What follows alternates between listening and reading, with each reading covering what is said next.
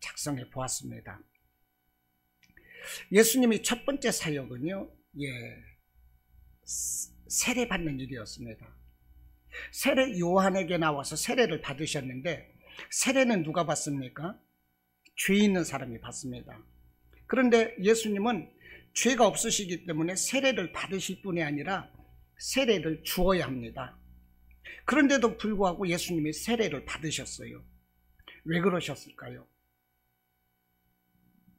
그분은 하나님의 아들로서 무죄하시지만 이제 이 세례를 받으심으로 인하여 공적인 사역을 예수님께서 시작하실 것이기 때문에 공적 사역을 계시하시는 차원에서 이제 그 표적으로 세례를 받으셨고, 또 자신이 죄 있는 육신의 모습으로 마침내는 죄 있는 모든 사람들의 대속 사역을 통해서 하나님의 의를 이루시기 위해서 예수님이 친히 세례를 받으신 것입니다.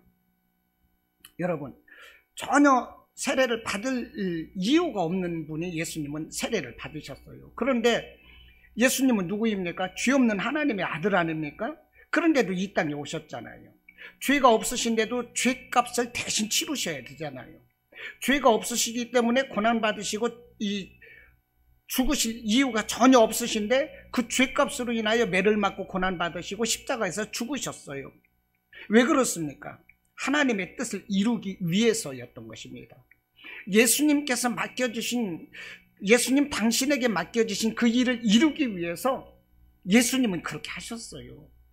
십자가 지시고 인간으로 오신 것부터, 십자가 지시고 고난당하시고 죽는 것부터, 그러면서 그 사역을 시작하는 첫 사역이 바로 세례를 받으셨다는 것입니다. 왜요? 내 뜻의 기쁨을 위해서였습니까? 내 유익입니까? 아닙니다. 하나님의 뜻을 이루기 위해서, 하나님 기뻐하심을 위해서 예수님이 그렇게 하셨다는 거예요. 이 말씀을 통해서 우리에게 주시는 것이 무엇입니까? 내게 맡겨진 일이 무엇이든지 간에 나의 유익을 떠나서 내게 맡겨주신 일이라면 감당하자는 거예요. 순종하자는 것입니다. 할렐루야. 그게 축복입니다. 어떤 사람은 하나님의 일도요, 그 일이 내게 무엇이 유익하냐 이렇게 따져요. 어떤 사람은 그러더라고요. 내게 메리트가 없어. 그렇기 때문에 나는 할 수가 없어. 그러더라고요. 우리 교회 와서 하는 것이 메리트가 없대요. 자기에게. 그래서 할 수가 없대요. 하나님은 그에게 얼마나 더 큰 메리트를 주실까요? 그렇지 않습니다. 내가 먼저 아멘하고 나아갈 때 하나님은 더 큰 일을 맡겨주시는 것입니다. 예수님도 당신이 힘든 일을 지금 하시는 거예요. 전혀 예수님 마지막 십자가 지실 때 내 뜻, 이 잔을 내게서 옮겨 주시옵소서, 이걸 기도하셨어요. 그러나 내 뜻대로 마시고 아버지의 뜻대로 되기를 원한다. 이것이 예수님이시거든요. 항상 아버지의 뜻을 생각을 해요. 아버지의 유익을 위해서 일을 합니다. 지금도 아버지 뜻대로 세례를 받으시는 거예요. 예수님도 그렇게 하셨다니까요. 그러므로 우리에게 하나님이 일을 맡기실 때 이것은 우리에게 영광입니다. 내게 얼마나 유익할까 이것을 따지면 안 돼요. 이것은 초신자고 이건 불신앙인 것입니다. 그냥 아멘하고 나가면 돼요. 그냥 뺀질거리고 어떻게 하면 안 할 수 있을까? 이것은 하나님이 절대 기뻐하시지 않는 것입니다. 이렇게 하면 하고 나서도요, 은혜가 되질 못해요. 예수님이 자원에서 하셨던 것처럼 우리도 맡겨진 일이라면 자원에서 기쁨으로 감당해야 될 것입니다. 또 예수님께서 세례 받으신 것은 방금 말씀드렸지만 하나님의 뜻을 이루시기 위해서 세례를 받으셨거든요. 우리 예수님께서 너희는 이렇게 기도하라 하시면서 뭐라고 기도를 가르쳐 주셨습니까? 하나님의 이름이 거룩해지길 원했고 하나님의 영광 드러내기 위해서 먼저 그것을 기도하라고 하셨어요. 그와 같이 우리 예수님께서도 예수님께서 세례 받으신 것은 하나님의 뜻을 이루기 위해서, 거룩하신 하나님의 이름을 높이면서 하나님의 영광을 드러내기 위해서 예수님이 헌신하고 충성하셨다는 것입니다.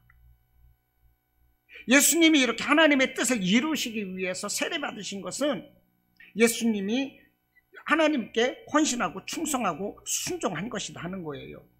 이렇게 예수님께서 하나님 앞에 이렇게 헌신하고 충성할 때 무슨 일이 일어났습니까? 오늘 본문에서 보니까 하늘이 열렸습니다. 하늘이 열렸습니다.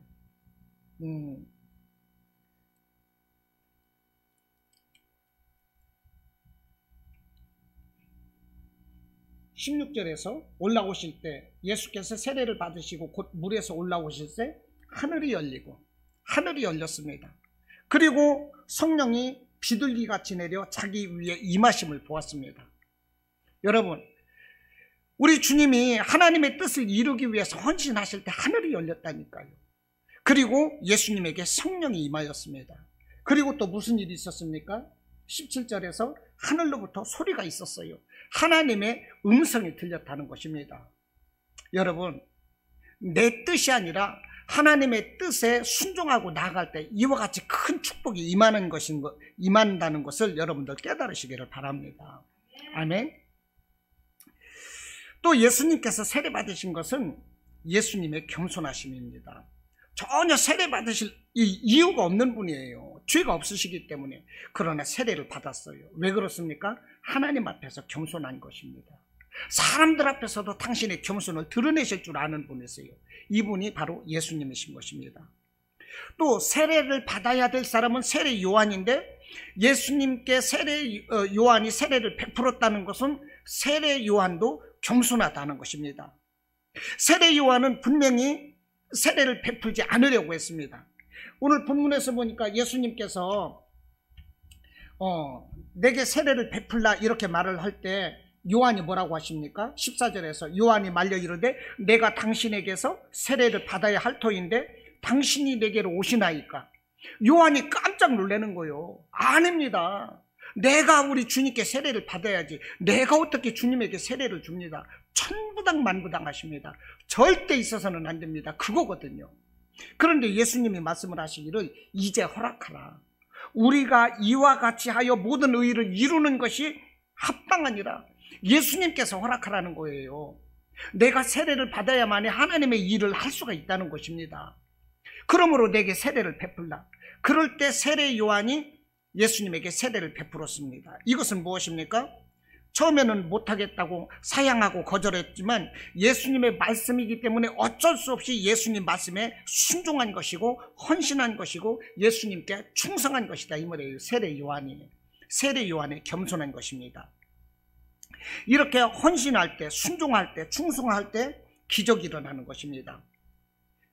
그런 사람들에게 더 큰 능력이 주어지고 그렇게 헌신하고 충성하고 순종을 하는 그 공동체는 살아나는 것이고 그 가정도 살아나는 것을 여러분들 믿으시기를 바랍니다. 자, 예수님께서 세례 받으신 후에 이 놀라운 세 가지 일이 일어났다고 했습니다. 첫째는 하늘문이 열렸습니다. 둘째는 성령이 비둘기같이 임했습니다. 셋째는 이 하나님의 음성이 들렸다고 그럽니다. 순복음에서 삼박자 축복이다 이런 말을 하고 있는데요, 정말로 이거야말로 삼박자 축복이 아니겠습니까? 우리가 믿음 생활하면서 우리의 헌신을 하나님이 기쁘게 받아주시고 하늘문이 열리는 그런 축복, 성령이 우리에게 비둘기같이 내리는 축복, 하나님께서 내게 말씀하시는 그 축복, 이것처럼 큰 축복이 어디 있겠습니까? 할렐루야. 이런 삼박자 축복 가운데서 우리는 살아가기를 원하고 있는 것입니다. 이런 하나님의 축복이 임하시기를 바라고요. 이런 축복이 내게 임할 때 정말로 세상에 어떤 그 어려움이 있다 할지라도, 어떤 악한 세력이 우리 앞에 진친다 할지라도 우리는 두려워하지 않습니다. 넉넉히 이길 수가 있는 것입니다. 할렐루야. 여러분, 하나님 앞에 헌신하시길 바랍니다. 충성하시기를 바랍니다. 나를 내려놓고 순종하시기를 바랍니다. 정말로 저와 여러분의 삶 가운데서, 저와 여러분의 신앙 여정 가운데서 하늘문이 열리고 성령이 비둘기같이 내리고 하나님이 이는 내 사랑하는 아들이요 기뻐하는 자라 하는 이런 하나님의 음성이 있다면 우리는 더 이상 바랄 것이 없어요. 바랄 것이 없는 것입니다. 할렐루야. 얼마나 멋있습니까? 자, 하나님이 우리 예수님에게 어떤 이제 그 기적이 일어났는지 그 세 가지를 함께 이 시간 살펴보기를 원하는데요. 첫 번째는 하늘이 열렸습니다. 하늘이 열렸다는 것은 예수님의 세례가 하늘과 통했다는 의미인 것입니다. 예수님의 세례받은 거 하늘과 통했어요. 하늘문이 열렸다는 것은 하늘과 통했다는 것이고, 하나님께서 허락하셨다는 것이고, 하나님께서 기쁘게 받으셨다는 것입니다. 여러분, 우리의 신앙이 하늘과 통해야 되는 것입니다. 우리의 신앙이 하나님과 소통이 되어야 돼요. 불통하면 기도도 안 되고 응답도 안 되고 우리의 신앙도 배가리가 없는 겁니다. 하나님과 불통된 신앙은 그 자체가 힘든 거예요. 불통되는 신앙, 어찌 보면 이거 저주 같은 거 아니겠습니까? 우리는 하나님과 불통돼서는 절대 안 되는 것입니다. 불통돼서는 절대 안 돼요. 이사야서 1장 말씀, 이사야서 59장 말씀, 불신앙 가운데 있을 때 하나님이 우리의 기도를 눈여겨보지 아니하시고 눈을 닫아버리신다고 하지 않습니까? 우리의 손이 더럽기 때문에 그 죄가 많다는 거예요. 그것을 씻으라는 거예요. 여러분, 하나님과 불통돼서는 절대 안 되는 것입니다. 많은 사람들이 자기 자신이 하나님과 불통된 가운데 살면서도 그것을 깨닫지 못합니다.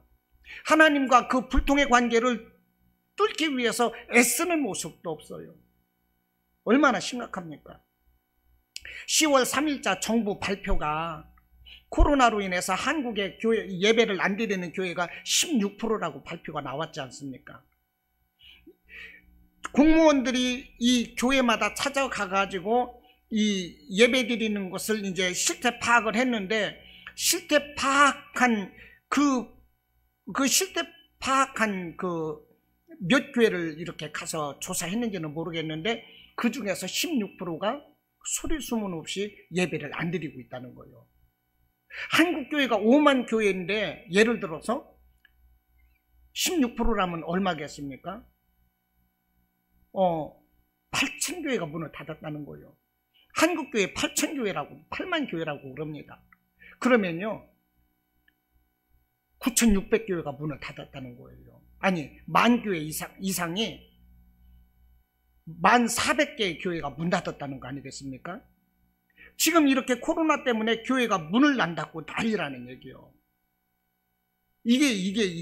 그런데도 사람들이 이것이 문제인 줄도 모르고 그냥 넘어가고 있는 것입니다. 우리는 하나님과 불통이 되어서는 안 되는 거예요. 어떤 환경, 어떤 문제가 있을지라도 하나님과의 관계는 직통이 되어야 되고 소통이 되어야 되는 것이지 불통이 되어서는 안 된다는 것입니다. 제가 왜 이 말씀 드리느냐, 예수님께서 세례 받으실 때 하늘문이 열렸다는 것입니다. 이것은 하나님과 통했다는 거예요. 하나님과 소통했다는 것입니다. 여러분, 하나님과 소통되기를 바랍니다. 이 사람 간에도 소통이 중요합니다. 커뮤니케이션이라고 말을 합니다. 소통을. 이 사람이 말이 안 통하거나 무슨 말을 해도 형광등처럼 더디 알아먹거나 꽉 막힌 사람들 보면 여러 가지로 어렵습니다. 정말 답답해요. 왜 형광등이라거나 봤더니 얘기를 하면 바로 알아듣지 못하고 바로 이해하지 못하고 조금 있다가 아 하고 알아듣는 거. 형광등이 반짝반짝 하다가 이게 불이 들어오는 것처럼 이게 소통이 안 되는 거거든요. 커뮤니케이션이 안 되는 거예요. 이 꽉 막힌 사람은 어렵다는 것입니다. 사람도요, 어이가 없고 그러면 기가 막혀 그럽니다. 기가 막히면 큰일 나는 거예요. 예, 기가 막히면 큰일 나요. 응? 막히면 어떻게 됩니까? 동맥경화 일어나죠. 뇌졸중 일어나죠. 기가 막히고 허약체질 이런 거거든요. 그래서 혈액순환 잘 되는 거 아스피린도 먹고 기가 막히고 뭐하고 막 그러면은 막 청심환도 먹고 그러지 않습니까? 사람도 이렇게 맥히면 안 된다는 거예요. 온 몸도 소통돼야 되고 사람과의 관계도 소통돼야 되는 것이고, 그렇지 않습니까? 더더군다나 우리는 하나님과 소통해야 한다는 거예요. 여러분, 성도는 하늘이 열리고 하나님과 소통되어야 하는 것입니다. 그리고 이 하나님과 이렇게 소통이 되면 달라지는 거예요. 하나님과 소통이 되면 그 인격이 달라집니다. 영성이 달라지는 거예요. 그렇게 되면 생각이 달라지고 말이 달라지고 그 사람이 꿈이 달라져요. 결과적으로 인생이 달라지고 미래가 달라지고 그 사람의 기도가 달라지는 것입니다. 이런 기적의 역사가 일어나실 수 있기를 주님의 이름으로 축원합니다. 할렐루야. 항상 하나님과 소통되기를 소망하시기 바랍니다. 우리가 이렇게 하나님과 소통되기를 원하지만 하나님과 불통되는 이유는 무엇이겠습니까? 이사야서 1장 15절로 16절, 좀 전에 제가 말씀드렸지만 너희가 손을 펼 때에 내가 내 눈을 너희에게서 가리고 너희가 많이 기도할지라도 내가 듣지 아니하리니 이는 너희의 손에 피가 가득합니다. 너희 손에 피가 가득하다는 것은 죄가 가득하다는 거예요. 스스로, 그러므로 너희는 스스로 씻으며 스스로 깨끗하게 하여 내 목전에서 너희 악한 행실을 버리고 행악을 그치라 말씀을 합니다. 무슨 말씀입니까? 스스로 씻으며 깨끗하게 하래요. 우리는 죄가 많아요. 그러므로 회개하라는 것입니다. 그러면 하나님께서 우리의 기도를 들으시는 거예요. 항상 기도에 들으시는 하나님, 우리가 기도하는 것을 응답해 주시기를 원하시는 하나님이신 것입니다. 여러분, 우리 애가 문제가 있습니까? 우리 문제가 아니라 하나님의 문제이신 거예요. 왜냐하면 우리는 하나님의 아들이기 때문에. 예수님께서 너희는 이렇게 기도하라 그러면서 하늘에 계신 우리 아버지요 그랬어요. 우리는 하나님의 자녀고 하나님은 우리의 아버지래요. 가정에서 자식이 아프면 그 누구 책임입니까? 부모 책임인 거예요. 자녀보다도 부모가 더 마음 아파요. 그러니까 내가 문제가 있으면 하나님의 문제예요. 이거는 내가 가난하면 하나님이 가난하신 거예요. 내가 아프면 하나님이 아프신 거예요. 하나님은 이렇게 우리를 긍휼하심으로 바라보시고 함께 하시기를 원한다는 것입니다. 할렐루야. 이사야 59장 1절로 2절 말씀, 하나님의 손이 짧아 구원하지 못하심이 아니요 귀가 둔하여 듣지 못하심도 아니라 오직 너희 죄악이 너희와 너희 하나님 사이를 갈라놓았고 너희 죄가 그의 얼굴을 가리어서 너희에게서 듣지 않으시게 함이니라, 이렇게 말씀을 하는 것입니다. 그러므로 우리가 죄를 회개하고 우리의 삶을 깨끗하게 하면 하나님과 막힌담이 허물어지고 하나님과의 소통이 이루어지는 것입니다. 예, TV에서 뚜러 하는 광고가 있었지 않습니까? 예, 뚜러 하는 광고가 있었어요. 정말 하나님과의 관계를 뻥 뚫으시기를 바랍니다. 예, 뚫으시기를 바라요. 우리가 체증처럼 하나님과 막힌 상태로 그냥 나가서는 안 됩니다. 죄가 있으면 회개하고, 예, 하나님께 서운한 것이 있을 때 우리가 그것을 다 못했으면 지금이라도 하나님 앞에 하기를 힘쓰고, 그러면 하나님과의 관계를 뚫어야 돼요. 예, 그러면 우리의 삶이 열리는 것입니다. 예수님께서 이 세례를 받음으로 인하여 하늘문이 열렸던 것처럼 우리의 신앙도 하늘 보좌를 움직여야 합니다. 하늘 문이 열리는 기적이 있으시기를 바랍니다. 이 야곱이 이제 그 형을 속였습니다. 에서를 속이고, 그러자 형 에서가 너무나 분개해서 그 야곱을 죽이려고 할 때 야곱이 이제 외삼촌 집으로 이제 도망가는 거예요. 도망가다가 광야에서 돌베개를 하고 자다가, 예, 하늘에 연결된 그 사다리를 이제 보게 됩니다. 그런데요, 사다리 위에서 하나님이 계시는 거예요. 야곱은 분명히 내가 눈물을 흘리면서 형 에서를 피해서 도망가는 그곳이 루스인 줄 알았어요. 광야였다 이 말입니다. 루스가 광야예요. 나는 이 광야 아무도 없고 혼자인 줄 알았어요. 나의 미래를 알 수가 없어요. 당장 내일을 알 수가 없어요. 너무나도 두려운 거예요. 이 광야에서 혼자일 때 야곱이 무슨 무예가 출중한 사람도 아니고 육체미를 운동한 사람도 아니고 늘 그런 사람 아니겠어요? 어머니 아버지 밥이나 해주고 팥죽이나 끓여주던 야곱, 그 앞에서 무릎이나 꿇고 기도하던 야곱이 무슨 힘이 있겠어요? 두려운 거예요. 광야에서 너무 두려운 거예요. 응? 잠도 못 잘 거야 아마. 호랑이가 나오지 않을까, 사자가 나타나지 않을까. 응? 혼자인 줄 알았어요. 그런데 하늘에 사닥다리가 연결되어 있고 천사가 오르락내리락 하는 가운데 그 사닥다리 위에서 보니까 하나님이 앉아 계시거든요. 그리고 하나님이 말씀을 하시는 거예요. 두려워하지 말라. 너를 다시 이곳에 오게 할 것이다. 자손을 약속하시고. 하나님이 그러셨어요. 야곱은 분명히 자기가 혼자인 줄 알았거든요. 그런데 보니까 하나님이 계시더라 이 말입니다. 여러분, 하늘문이 열리니까 야곱이 이렇게 힘을 넣는 거예요. 혼자인 줄 알았는데 하늘문이 열리니까 그 이후로 야곱의 인생은 달라지는 것입니다. 어떤 어려움이 오더라도요, 기도할 줄 알았어요. 루스인 줄 알았던 그곳에서 하나님이 나타나셨거든요. 그래서 그 루스 광야 이름을 베델이라고 그랬어요. 베델은 하나님의 집입니다. 이렇게 하늘문이 열리면서 하나님을 이렇게 체험했던 야곱은 평생 그 하나님을 이렇게 대면한 체험신앙인으로서 능력 있는 삶을 살았다는 것입니다. 여러분, 우리는 절대 혼자가 아니라는 거예요. 할렐루야. 우리는 혼자가 아닙니다. 두려워할 것도 없어요. 하나님이 항상 함께 하심을 여러분들 믿음의 눈으로 바라보시기를 바랍니다. 제가 가끔 듣는 말이지만 목회를 즐겨라 그러더라고요. 성도가 많고 적고를 떠나서 목회를 즐겨라. 그게 정말 중요한 것 같아요. 억지로 끌려가면서 할 필요가 없어요. 즐겨야 되는 거예요. 가겠다고 하는 사람은 그냥 가세요 하고, 오시겠다고 하시는 분은 어서 오세요 하고, 말 안 들으면 책망하고, 하고 싶은 말 하고, 그 목회하자 이 말이요. 이것도 아니고 저것도 아니니까 맹탕 목회가 되고 맹탕 목사가 되거든요. 아무것도 안 돼요. 성도들 눈치 보면 아무것도 안 돼. 그냥 자유롭게 하자. 즐기며 하자. 여러분, 신앙생활도 마찬가지예요. 나는 왜 신앙생활을 하는데 왜 이렇게 나는 하늘문이 닫혔지? 왜 나는 이렇게 답답하지? 왜 나는 응답이 없는 것 같지? 초조하고 두렵습니까? 그거는 벌써 끌려가는 거예요. 끌려가지 마십시오. 아직 그 기쁨으로 죽자. 이런 마음으로 즐기십시오. 병도 즐기십시오. 하나님을 믿는 믿음으로 그냥 내려놓는 거예요. 내려놓으십시오. 즐기면서 신앙생활 하자고요.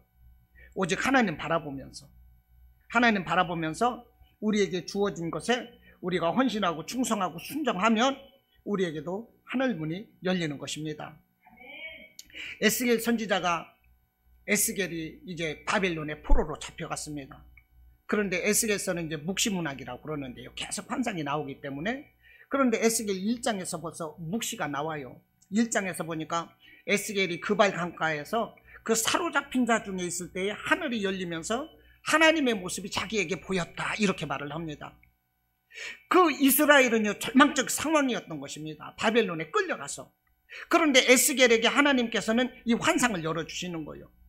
하늘문이 열리고 이 하나님의 모습이 보였다는 것이 무엇이겠습니까? 절망하는 이스라엘 백성들에게 소망을 주고 회복될 수 있다는 꿈을 에스겔을 통해서 주는 것입니다. 여러분, 하늘문이 열리시기를 소망하시기를 바랍니다. 그러기 위해서 우리에게 필요한 것이 뭐냐? 하늘을 뚫는 기도가 있어야 되는 것입니다. 여러분, 기도에 힘쓰시기를 바랍니다. 기도하시되 정말로 나의 기도가 하늘을 뚫는 기도를 하자. 그래서 기도를 하더라도 집중적으로 기도하시고 응답이 임할 때까지 기도하시고 수시로 기도하시고 모든 일에 기도 먼저 하시고 이런 하늘을 뚫는 기도자가 되시기를 바랍니다. 늘 성령님과 함께 하시기를 바라요. 하나님과 소통하는 사람이 되시기를 바랍니다. 문제가 있을 때 도울 힘이 없는 인생을 의지하지 말라고 그랬습니다. 여러분, 답답하고 고난이 있을 때 사람에게 구하지 말고 하나님께 하소연하시기를 바랍니다. 우리가 하소연하는 이 모든 것이 기도가 되는 거예요. 하나님, 입장 바꿔 생각해 보세요. 나 너무 힘들어요. 이런 이 투정 같은 하소연도요, 하나님 앞에 하는 것은 다 기도가 되는 것이고 하나님은 그것을 들으시고 우리를 긍휼히 여겨 주시는 것입니다. 또 예수님께서 세례 받으실 때에 두 번째 일어난 현상은요, 성령이 비둘기같이 하늘에서 내렸다는 것입니다. 예수님께서 세례를 받으시니까 성령이 임했다는 것입니다.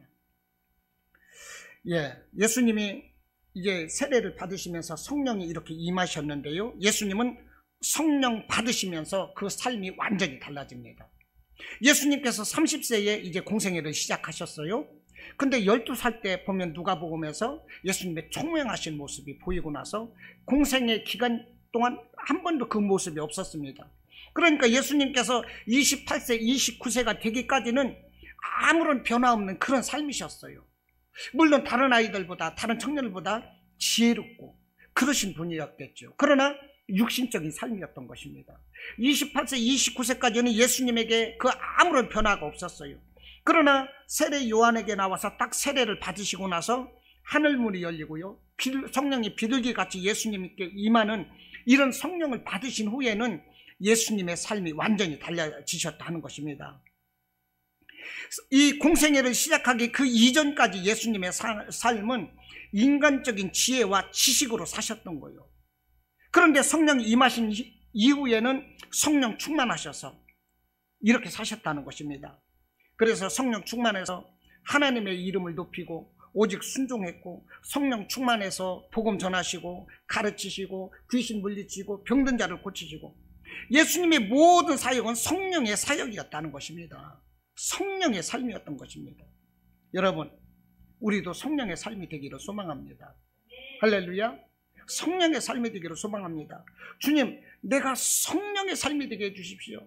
내가 성령의 사역자가 되게 해주십시오. 이런 소망을 가지시고 살아가시면 우리의 삶은 정말로 힘 있는 삶이 될 것이고 기쁜 삶이 될 것이고 어떤 문제 앞에서도 좌절하거나 주저하지 않을 것입니다. 이것이 성령 받은 위력이에요. 예수님께서 성령 받으신 이후에 이제 곧장 어떻게 하십니까? 광야에 나가셔서 40일 금식 기도를 하십니다. 그리고 40일 금식 기도를 마쳤을 때 마귀에게 시험을 받으세요. 보십시오. 금식하셨으니까 이제 그 배고프신 예수님을 시험에서 넘어뜨리기 위해서 마귀가 이 돌덩어리들이 떡덩이가 되게 하라, 이렇게 예수님에게 시험한 것으로 우리가 알 수가 있습니다. 물론 맞아요. 그러나 예수님이 그 마귀에게 시험을 받으러 가신 거예요. 예수님께서. 그리고 그 왜 마귀에게 시험을 받으러 가셨을까요? 이 마귀가 첫사람 아담을 실패하게 했거든요.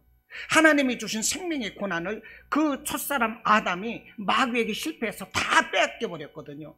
그것을 되찾기 위해서 예수님께서 마귀에게 나가신 거예요. 마귀에게 나가실 때 어떻게 나갔어요?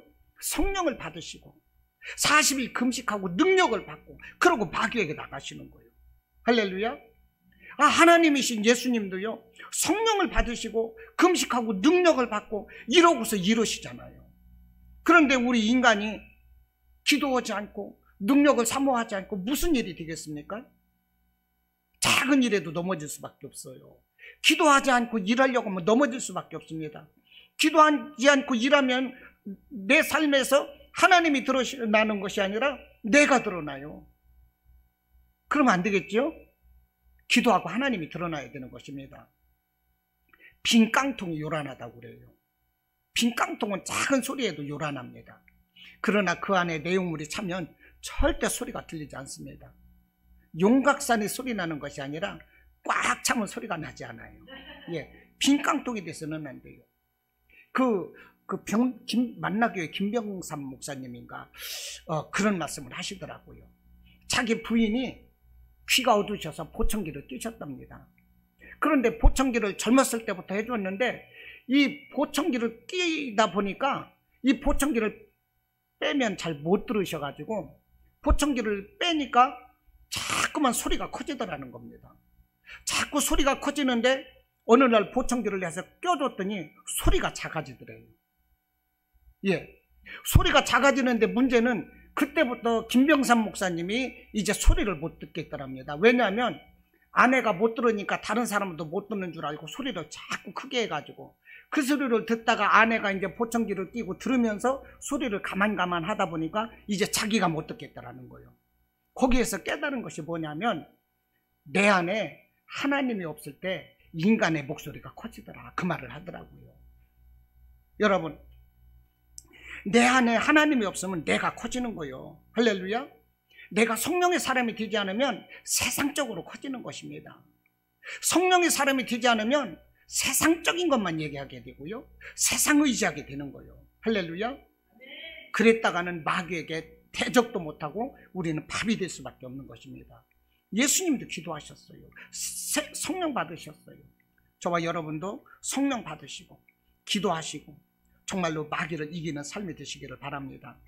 이렇게 성령 받고 능력 받으신 예수님께서 마귀에게 가서 대적하시고 빼앗겼던 인간의 생명의 권한을, 하나님이 주신 생명의 권한을 다시 찾으시고 회복하셨다는 것입니다. 창세기 3장 15절에서 여자의 후손이 이 마귀의 이 뱀의 머리를 상하게 할 것이다, 이렇게 말씀을 하셨어요. 그 말씀을 이루기 위해서 예수님께서 세례를 받으시고 성령을 받으시고 그러고 나서 금식으로 능력을 받으시고 마귀에게 나가서 여자의 후손으로서 하나님의 모든 말씀을 이루신 거예요. 그래서 마귀에게 시험을 받으신 거예요. 그러기 위해서 먼저 성령을 받으셨다는 것입니다. 저와 여러분도 진정한 성령의 사람이 되기를 바랍니다. 신앙생활을 하면서 성령이 없이 신앙생활 절대 못합니다. 답답해요. 그건 실패자입니다.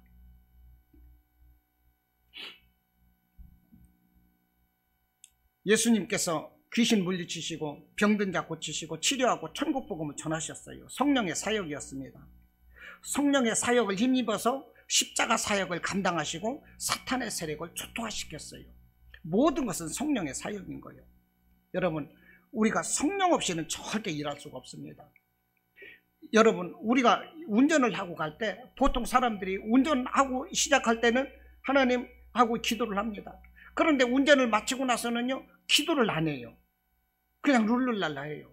그런데 가만히 생각해 보니까 내가 잘 오게 안전을 이렇게 하나님께 기도했는데 도착하고 나서는 하나님께 기도를 않는 거예요. 물론 이제 기도를 안 할 만큼 하나님께 감사한 마음을 가지고 있겠죠. 그런데 이것도 하나님께 감사의 기도를 하면 얼마나 좋을까, 이런 생각이 들더라고. 저는 그래서 어디를 갈 때 도착하고 나서 늘 하나님께 기도를 합니다. 기도하지 않으면 정말 늘 불안해요. 오늘 또 제가 아침에 꿈자리가 뒤숭숭하더라고요. 저는 꼭 이상하게 이 꿈으로 하나님이 역사를 많이 하셔요.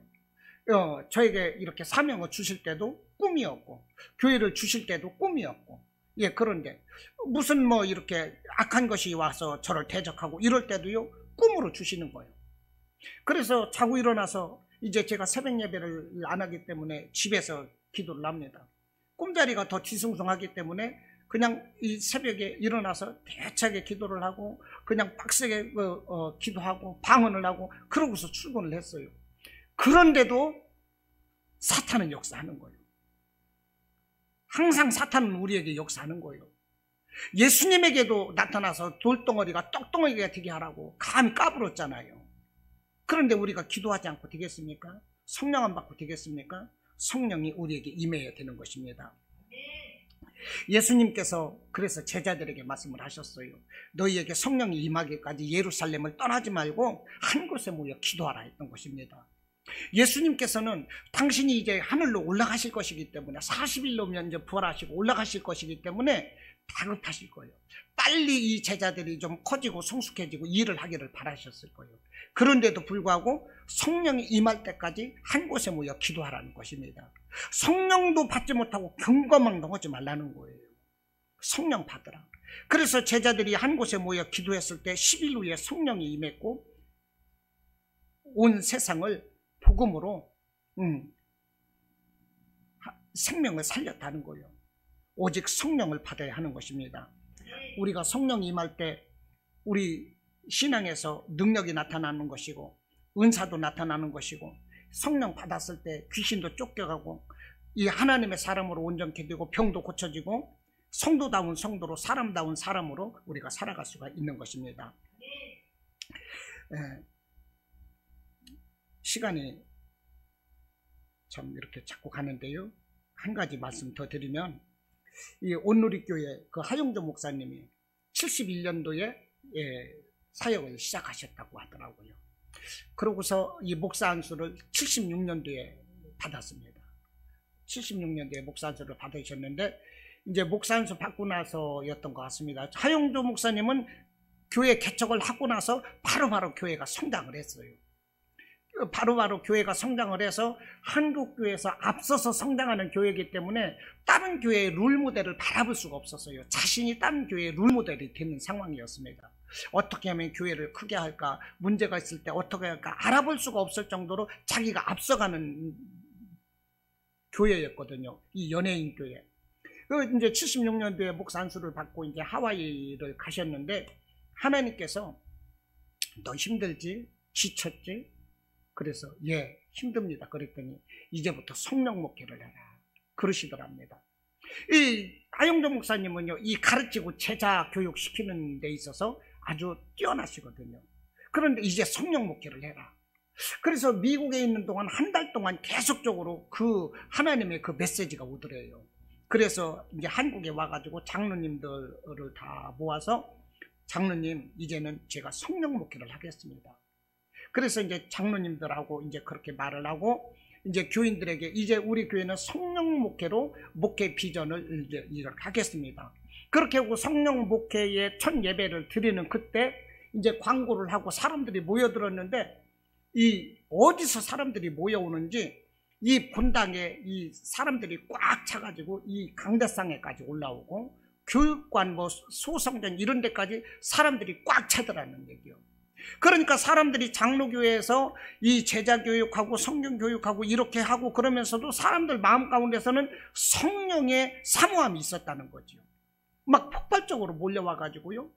그러면서 성령이 일하심을 하영조 목사님이 보셨다는 거예요.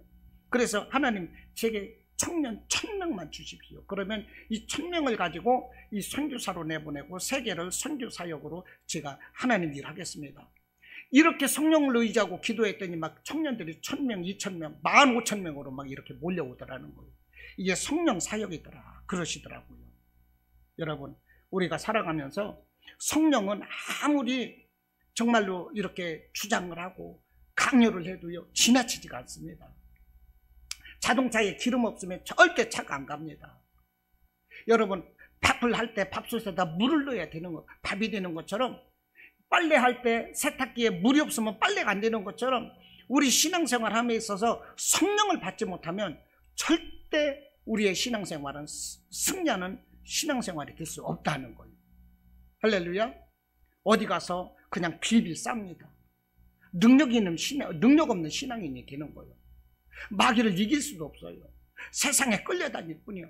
하나님께 영광 돌리는 것이 아니라 오히려 하나님께 폐를 끼치는 그런 삶이 될 거예요. 그러므로 오직 우리 주님과 같이 세례를 받으심으로 하늘문이 열리고 성령이 열렸어요. 이런 삶이 되시기를 바랍니다. 또 우리 이 예수님이 이렇게 세례를 받으심으로 인해서 이제 이는 내 사랑하는 아들이요 내 기뻐하는 자라는 하나님의 음성이 들렸는데, 예, 시간이 없어서 오늘 여기까지 말씀의 은혜를 마치겠습니다.